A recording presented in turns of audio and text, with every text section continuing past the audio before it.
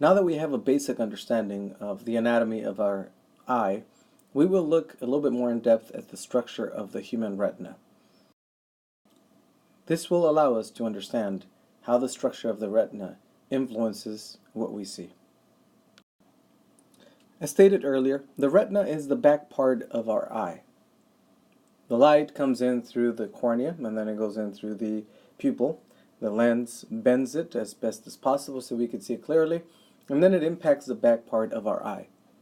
Depending on the position of the object, we may be able to get stimulated and the top part of our retina and the bottom part, which would then make the image upside down as we saw with a rose. And the retina, however, is a layer that's made up of several cells.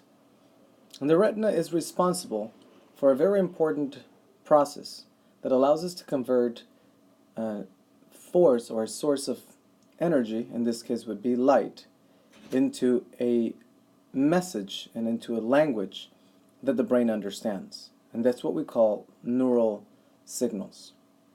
See, if we were to crack our skull open and shine a light onto the brain would not know what to do with it, as it does not have photoreceptor cells, and the brain would not respond adequately to light.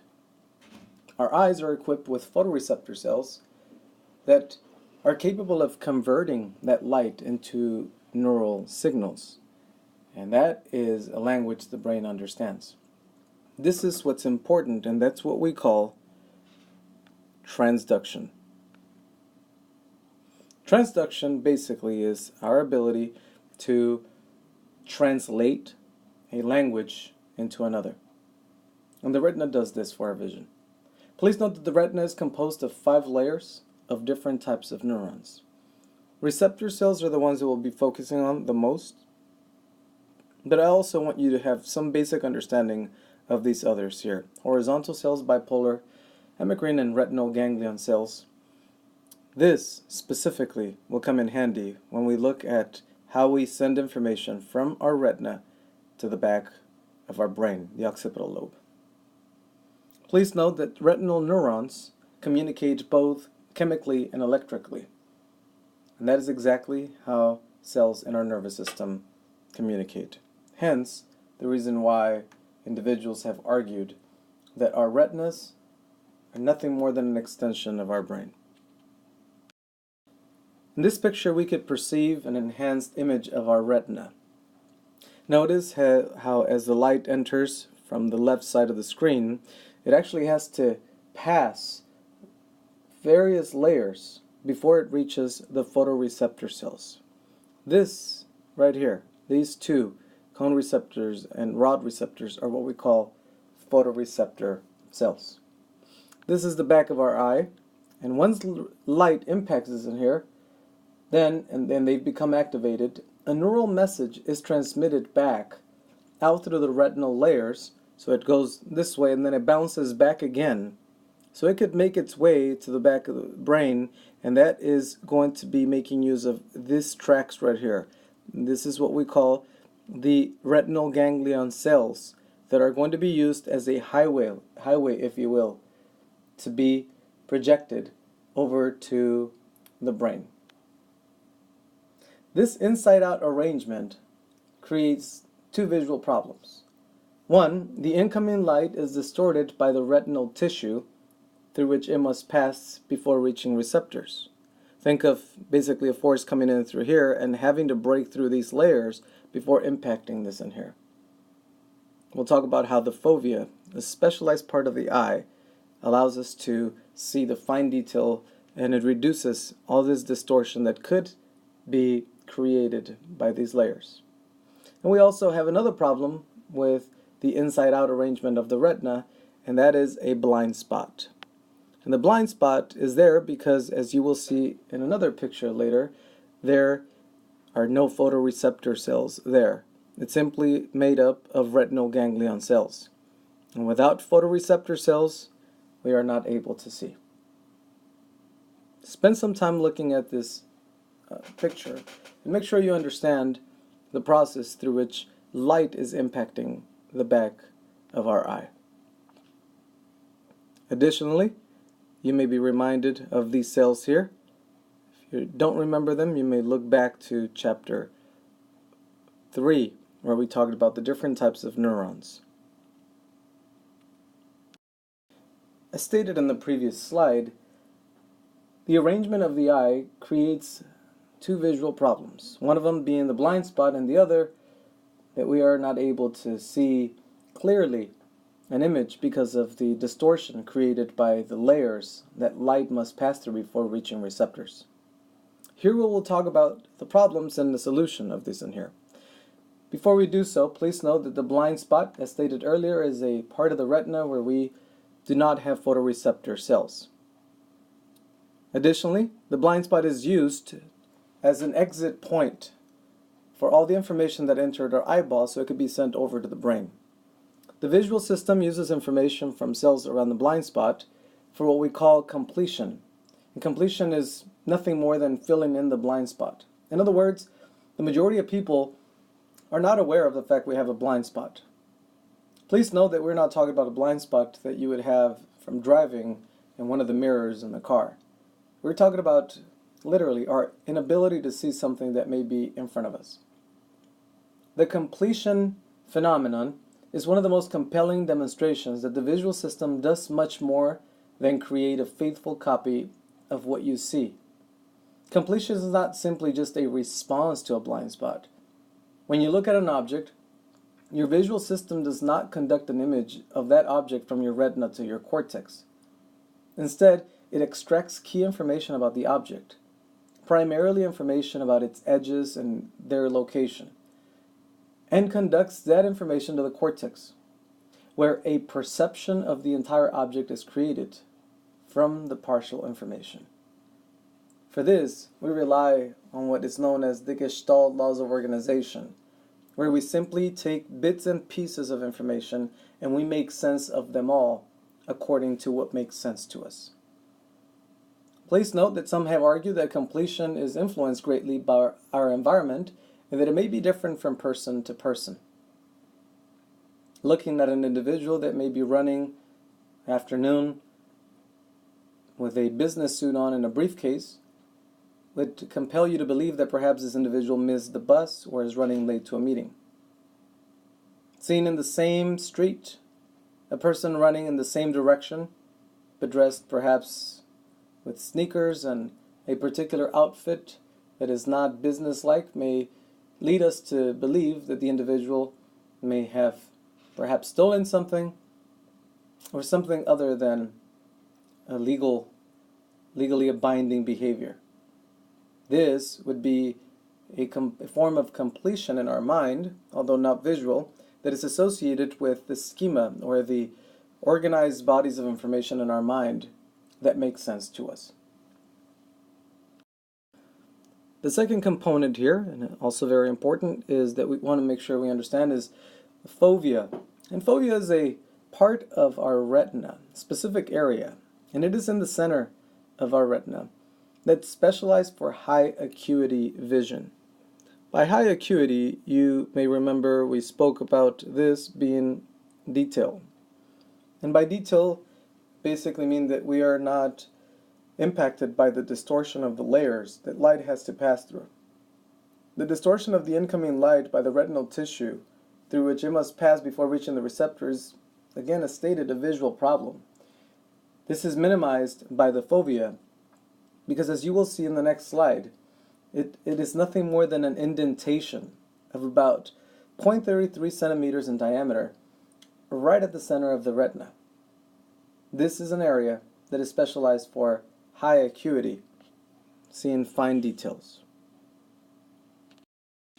Here you can see the indentation of the fovea that was mentioned earlier. As we stated earlier, these layers here, they all contribute to the distortion of the light that's coming in. And the thicker the layers they are before they reach the receptors, which are around here, the more distorted the light is. However, the indentation in the retina that we call the fovea minimizes this distortion because it almost enters unchecked into the receptors. This allows us to generate a clear image that allows us to see the fine details in whatever object you are seeing. The duplexity theory of vision about the photoreceptor cells in our retina basically claims that the cones and rods, the both photoreceptors, mediate different kinds of vision. I apologize for the white color in the back. For some reason, my submission of this file omitted a background shape that I had that allowed for white to stand out. I will highlight this in here, and I think it'll make it a little bit more visible for you. Simply note that with the cones, we are able to appreciate what is known as photopic vision. Photopic, the word for it would be daytime.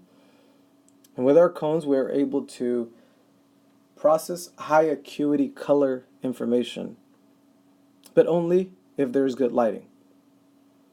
Please note that only cones are found at the fovea, which is that indented area that we looked at earlier, and there are approximately 7 million cones in the human eye. The other photoreceptor cell that we looked at was rods. And by the way, please note that they get their name from their shape. The cones look a little bit more cone-like, whereas the rods look a little bit more like a cylinder-like. And rods are known for their scotopic vision, our ability to see in the dark. They are quite sensitive and allow for low acuity vision in dim light. What I mean by low acuity is that we may be able to see a shape or a figure or an object, maybe a silhouette, but we cannot make sense of the fine details there. In addition to seeing in light, it also helps us see a peripheral vision through the corner of your eye. But they do not provide a lot of details. Notice the difference in the number of rods that the human eye has, which is about 130 million, in comparison to cones, which is only 7 million approximately. It has been argued that this is consistent with the evolutionary processes. Because if you want to survive an attack from a lion, you do not need to see their hair or patterns of their teeth. You simply need to see movement, and the fine details would be unnecessary. The differences between photopic and scotopic vision result in part from a difference in the way the two systems are wired, if you will. In this picture, you can see there is a large difference in convergence between the two systems. In the scotopic system, you can see that the output of several hundred rods converge on a single retinal ganglion cell, whereas in photopic system, only a few cones converge on each retinal ganglion cell to receive input from only a few cones. Here you can see the low convergence cone-fed circuit, which by this picture, every cone would get access to its own bipolar cell. That way it could send a message back to the brain.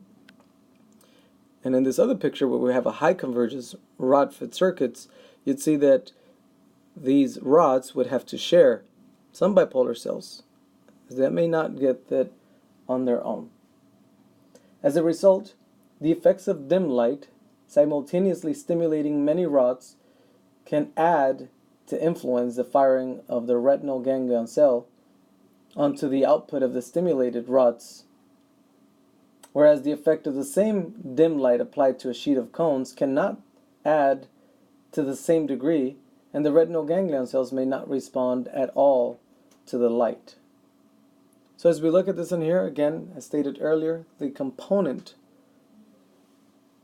of evolution, the theory of evolution comes alive here when we understand that there is simply a lot more benefit to having stimulation of the rods than there are the cones.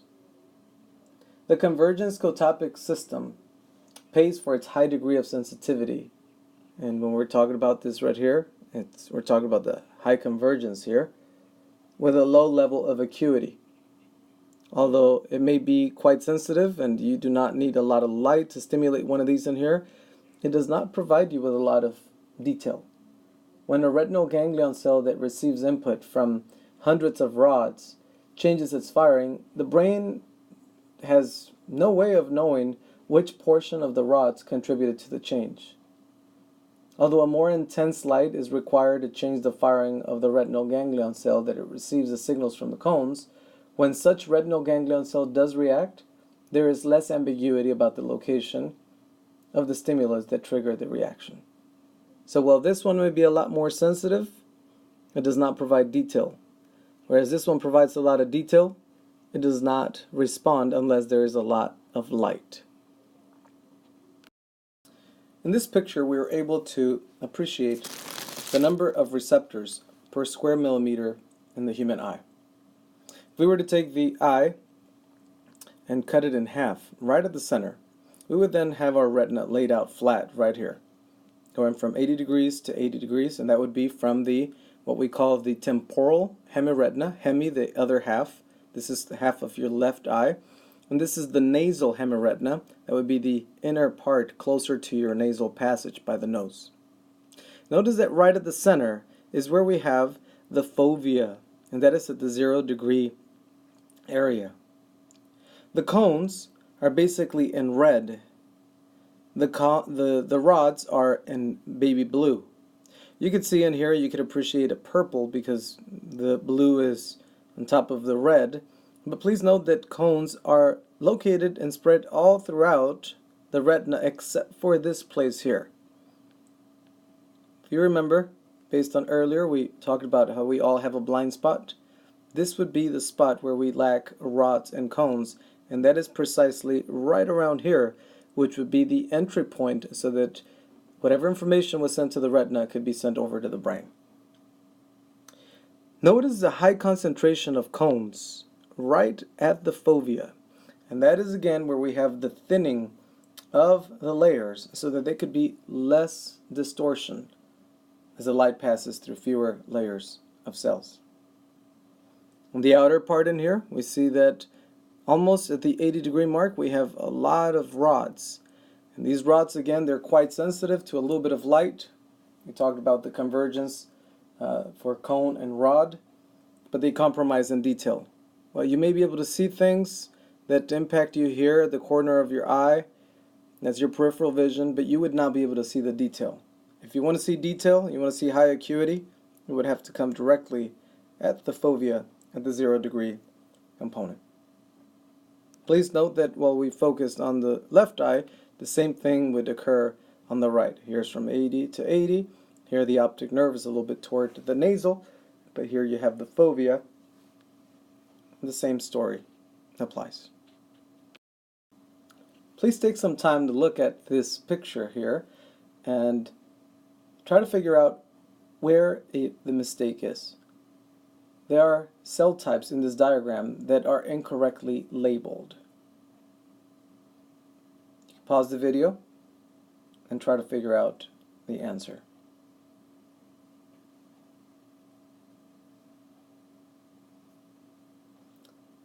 If you figured it out, please note that at the back we have the photoreceptor cells, cones, and rods. That makes sense.